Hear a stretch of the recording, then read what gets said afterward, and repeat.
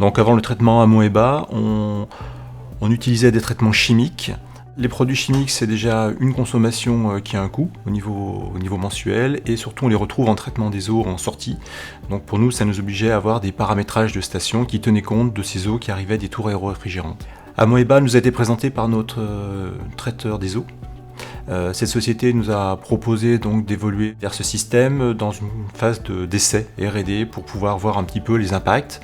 Donc vis-à-vis de la corrosion, ce qui est intéressant, c'est que l'amide qui enlève le biofilm évite tout le phénomène de corrosion qu'on peut déceler sous le biofilm. On avait changé il y a quelques années 2 tours justement à cause de ce problème-là.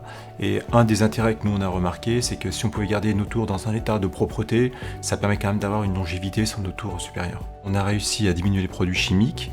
On a simplifié le procédé en termes d'intervention, en particulier par rapport au port des EPI, puisque la bouteille d'Amoeba ne nécessite aucun port de vêtements particulier. Donc l'utilisation de la bonbonne a été relativement aisée, puisqu'elle s'est substituée à des produits qui étaient aujourd'hui manipulés en fût, dans des endroits relativement exigus.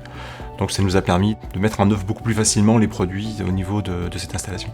L'avantage dans cette étude qu'on a pu mener donc avec Amoeba, c'est qu'on est allé beaucoup plus loin en termes de mesures de surveillance de Legionelle, et on voyait quelques petites apparitions en deçà de seuil, et que le traitement a complètement éliminé. Donc ça nous a permis aussi d'être beaucoup plus précis et de nous apporter un éclairage supplémentaire au niveau de l'activité de nos tours. C'est vrai qu'aujourd'hui on a de plus en plus de normes qui touchent les entreprises. C'est bien d'avoir un coup d'avance, en particulier lorsqu'on doit discuter avec les administrations, lorsqu'on a déjà des solutions à proposer vis-à-vis de l'environnement qui sont déjà intéressantes. Je pense que le résultat est beaucoup plus probant et s'inscrit beaucoup plus dans la continuité, dans la longévité des installations que peut l'être les traitements chimiques. Moi je pense que c'est un traitement d'avenir, ça c'est sûr, puisqu'aujourd'hui on recherche des solutions aux produits chimiques et finalement il n'y en a pas. Les solutions aux produits chimiques sont plus ou moins incomplètes.